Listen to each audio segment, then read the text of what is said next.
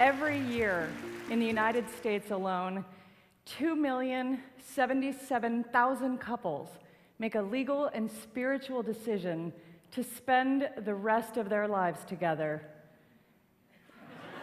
and not to have sex with anyone else, ever. He buys a ring, she buys a dress. They go shopping for all sorts of things. She takes him to Arthur Murray for ballroom dancing lessons.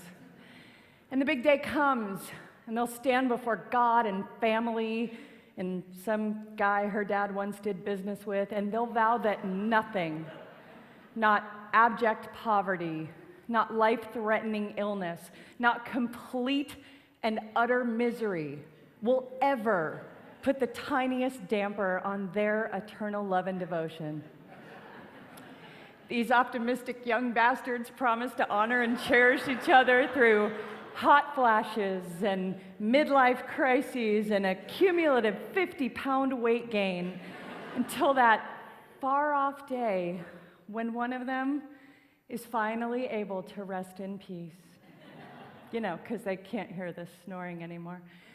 And then they'll get stupid drunk and smash cake in each other's faces and do the Macarena, and we'll be there, showering them with towels and toasters and drinking their free booze and throwing birdseed at them every single time, even though we know, statistically, half of them will be divorced within a decade. Yeah. Of course, the other half won't, right? They'll keep forgetting anniversaries and arguing about where to spend holidays and debating which way the toilet paper should come off of the roll. And some of them will even still be enjoying each other's company when neither of them can chew solid food anymore. And researchers want to know why. I mean, look, it doesn't take a double-blind, placebo-controlled study to figure out what makes a marriage not work, right? Disrespect, boredom, too much time on Facebook, having sex with other people. But you can have the exact opposite of all of those things: respect, excitement, a broken internet connection, mind-numbing monogamy. And the thing still can go to hell in a handbasket. So, what's going on when it doesn't?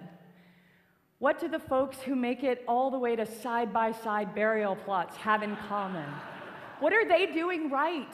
What can we learn from them?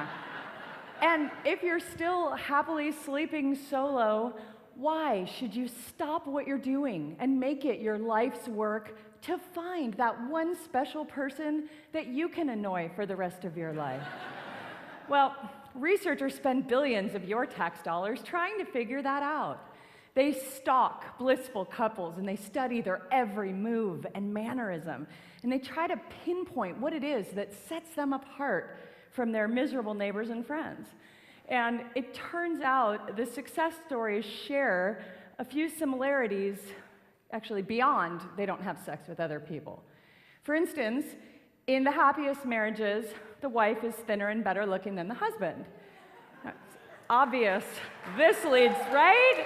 It's obvious that this leads to marital bliss because women, we care a great deal about being thin and good looking, whereas men mostly care about sex.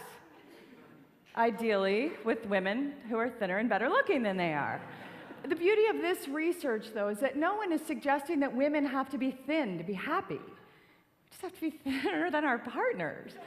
So instead of all that laborious dieting and exercising, we just need to wait for them to get fat. Maybe bake a few pies. This is good information to have, and it's not that complicated. Research also suggests that the happiest couples are the ones that focus on the positives, right? For example, the happy wife, instead of pointing out her husband's growing gut or suggesting he go out for a run, she might say, "Wow, honey, thank you for going out of your way to make me relatively thinner." these are couples who can find good in any situation. Yeah, it was devastating when we lost everything on that fire. But it's kind of nice sleeping out here under the stars. And it's a good thing you've got all that body fat to keep us warm.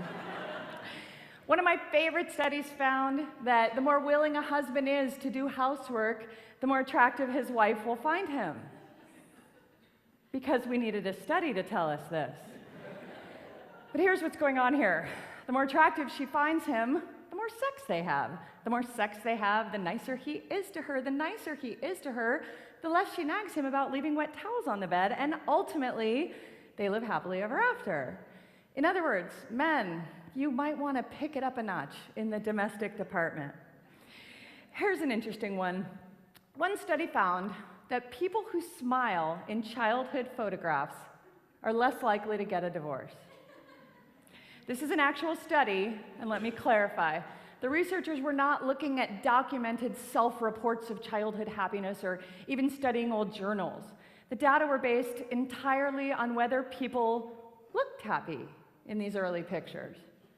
Now, I don't know how old all of you are, but when I was a kid, your parents took pictures with a special kind of camera that held something called film. And by God, film was expensive. Yeah, they didn't take 300 shots of you in that rapid-fire digital video mode and then pick out the nicest, smiliest one for the Christmas card. Oh, no. They dressed you up, they lined you up, and you smiled for the fucking camera like they told you to, or you could kiss your birthday party goodbye. But still, I have a huge pile of fake happy childhood pictures, and I'm glad they make me less likely than some people to get a divorce. So, what else can you do to safeguard your marriage? Do not win an Oscar for Best Actress. I'm serious. Bette Davis, Joan Crawford, Halle Berry, Hilary Swank, Sandra Bullock, Reese Witherspoon, all of them single soon after taking home that statue. They actually call it the Oscar curse. It is the marriage kiss of death and something that should be avoided. And it's not just successfully starring in films that's dangerous. It turns out merely watching a romantic comedy causes relationship satisfaction to plummet. Apparently, the bitter realization that maybe it could happen to us, but it obviously hasn't, and it probably never will, makes our lives seem unbearably grim in comparison. And theoretically, I suppose if we opt for a film where someone gets brutally murdered or dies in a fiery car crash, we are more likely to walk out of that theater feeling like we've got it pretty good, right? Drinking alcohol, it seems, bad for your marriage. Yeah. I can't tell you any more about that one because I stopped reading it at the headline. But here's a scary one. Divorce is contagious. That's right. When you have a close couple friend split up, it increases your chances of getting a divorce by 75%. Now, I have to say I don't get this one at all. My husband and I have watched quite a few friends divide their assets and then struggle with being our age and single in an age of sexting and Viagra and eHarmony, and I'm thinking they've done more for my marriage than a lifetime of therapy ever could. So now, you may be wondering, why does anyone get married ever? Well, the US federal government counts more than 1,000 legal benefits to being someone's spouse. A list that includes visitation rights in jail, but hopefully you'll never need that one. But beyond the profound federal perks, married people make more money. We're healthier physically and emotionally. We produce happier, more stable, and more successful kids. We have more sex than our supposedly swinging single friends, believe it or not. We even live longer, which is a pretty compelling argument for marrying someone you like a lot in the first place. Now, if you're not currently experiencing the joy of the joint tax return, I can't tell you how to find a chore-loving person of the approximately ideal size and attractiveness who prefers horror movies and doesn't have a lot of friends hovering on the brink of divorce. But I can only encourage you to try, because the benefits, as I've pointed out, are significant. The bottom line is, whether you're in it or you're searching for it, I believe marriage is an institution worth pursuing and protecting. So I hope you'll use the information I've given you today to weigh your personal strengths against your own risk factors. For instance, in my marriage, I'd say I'm doing okay. On the one hand, I have a husband who's annoyingly lean and incredibly handsome, so I'm obviously going to need to fatten him up.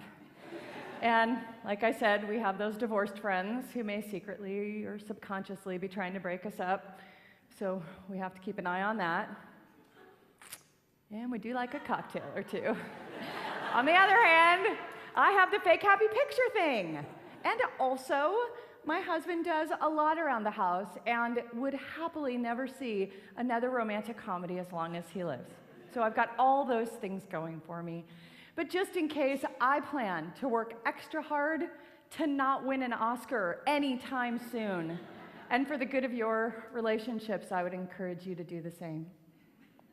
I'll see you at the bar.